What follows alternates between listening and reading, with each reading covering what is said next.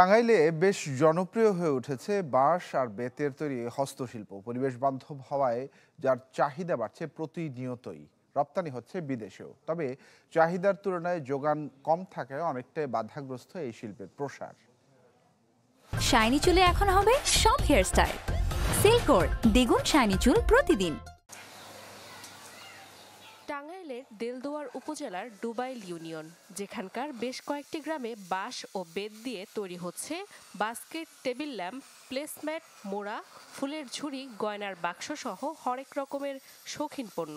দেখে মনে হবে পুরো এলাকা জুড়েই কুটির শিল্পের এক কারখানা। এসব হস্তশিল্পের মূল উদ্যোক্তা আন্তর্জাতিক কারুশিল্পী নুরুন নবী। নিজ দায়িত্বে গড়ে তুলেছেন নুরুন নবী ব্যাম্বো ক্রাফট নামের কারখানা, যেখানে কর্মসংস্থান হয়েছে শতাধিক মানুষের।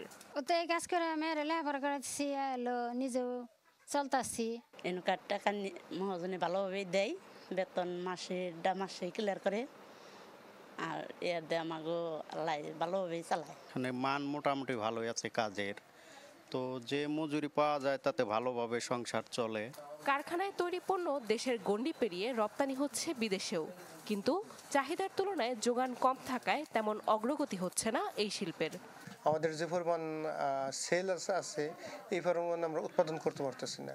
এই উৎপাদনের জন্য আমরা যে মেন পাওয়ার যেগুলো আছে বাড়াইতে পারতেছি না কোনোভাবেই।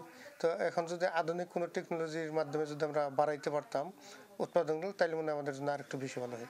প্রযুক্তিগত সহায়তার পাশাপাশি নানা ধরনের পরামর্শ দিচ্ছেন বলে জানালেন বিসিকের এই কর্মকর্তা। তবে শিল্পের প্রসারে প্রয়োজন সরকারি সহায়তাও। দেশে প্রচার প্রসারের জন্য তারা তাদের পণ্যগুলো চাহিদা বৃদ্ধি করতে পারে, সেই লক্ষ্যে সবসময় কাজ করে থাকে। বিসিকের যে ধরনের সুযোগ সুবিধা দেওয়ার জন্য আমাদের নীতিমালার ভিতরে রয়েছে, আমরা সবকিছুই তাকে দিতে প্রস্তুত আছি। হস্তশিল্পের এই কারখানায় তৈরি করা হয় প্রায় 2 শতাধিক শৌখিন পণ্য। Desk report, channel 24।